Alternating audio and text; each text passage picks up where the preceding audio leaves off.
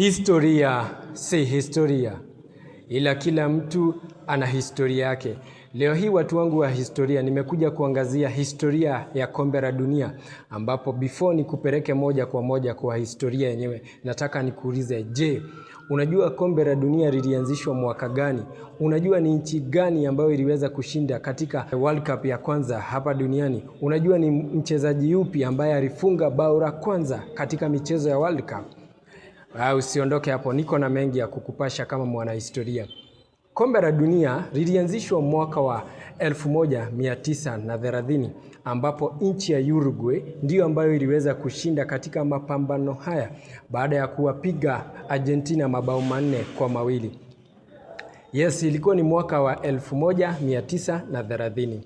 Pia kabla ya Uruguay kushinda katika mechi hizi za kombe la dunia, Uruguay ishawahi kushinda dhahabu ya Olimpiki ikiwa ni mara mbili, mwaka wa 1924 na mwaka wa 1928.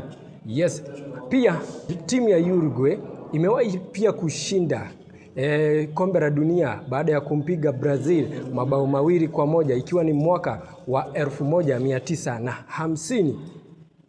Mchezaji wa kwanza kufunga bao katika mapambano hii ya World Cup alikuwa anaitwa mchezaji muite Lucien Laurent, ambaye ni Mfaransa, ambaye alifunga wakati walikuwa wakicheza na timu ya Mexico. Alifunga dakika ya 19. Yes, ambapo alifungia timu yake ya Ufaransa.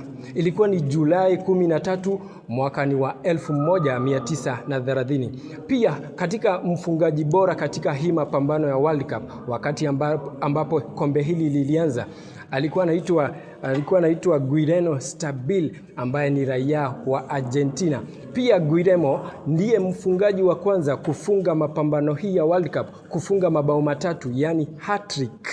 Yes, na katika mwaka wa 1930, Guillermo ndiye ambaye alikuwa ni mfungaji bora zaidi duniani kwa mabao 8 wakati huo.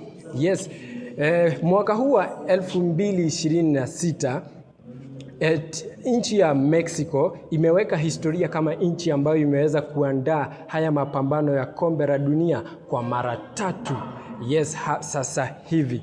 Historia ni mingi ambazo zimewekwa, cha muhimu ni kunifuatilia kwa mambo mengi ya spoti na mambo ya kihistoria. Mimi ni mwanaspoti, mwanahistoria, muite Theuri wa Wangeci.